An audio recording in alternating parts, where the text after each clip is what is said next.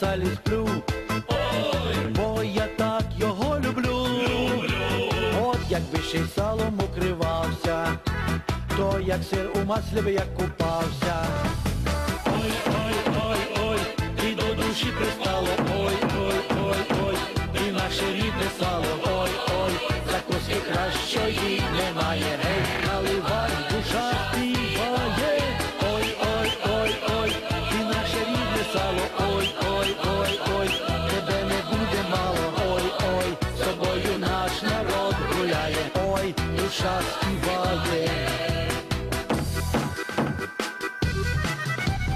Український талісман, віковічний наш талант. Сало – символ сили і достатку.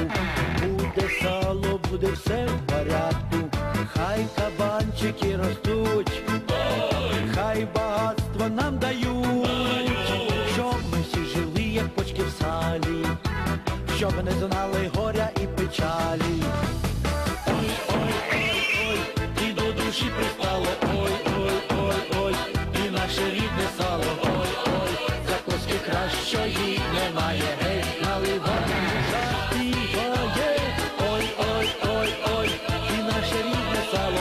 Ой, ой, ой, ой, тебе не буде мало. Ой, ой, з собою наш народ гуляє. Ой, душа співає.